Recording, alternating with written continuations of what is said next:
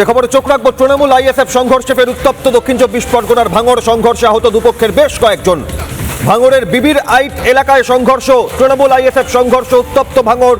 গাড়ি নিয়ে প্রথমে তৃণমূল আইএসএফ এর বচসা থেকে আইএসএফ কর্মীদের মারধরের অভিযোগ। মাধবপুর থানার পুলিশ ঘটনাস্থলে যায়, আহতদের উদ্ধার করে। দুপক্ষের বেশ কয়েকজন ঘটনায় আহত, জখম। ভাঙড়ের বিবির আইট এলাকায় তৃণমূল আইএসএফ সংঘর্ষে উত্তপ্ত। গাড়ি নিয়ে প্রথমে তৃণমূল আইএসএফ এর বচসা থেকে আইএসএফ কর্মীদের মারধর, বচসা হাতাহাতি মারধরে দুপক্ষের বেশ কয়েকজন জখম।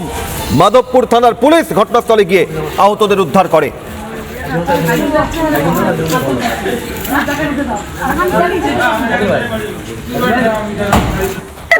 দেখো টিএমসি মেরে কি করে, দেখো একটা মহিলার গায়ে কি আরে মেরে, দেখো দেখো টিএমসি মেরে কি করে, দেখো একটা মহিলার গায়ে কি আরে মেরে, দেখো দেখো টিএমসি মেরে কি করে, দেখো একটা মহিলার গায়ে কি আরে মেরে, দেখো।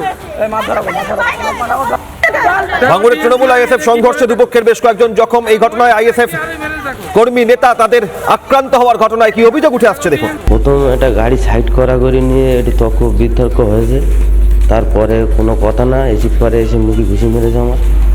মারির পরে আমার মা গিয়ে ঠেকাতে গিয়েছে, আমার মাকে হদ্দমার মেরেছে। আবার ফের মানানি মানে পুরো শাড়ি মাড়ি সব ছিঁড়ে টিএমসি পার্টির লোক এখানে পার্টি জড়িয়ে দিয়েছে, পার্টির লোক ডেকে আমাদের মারধর করলো। আহত হয়েছে 8-10 জনা মতন আহত হয়েছে।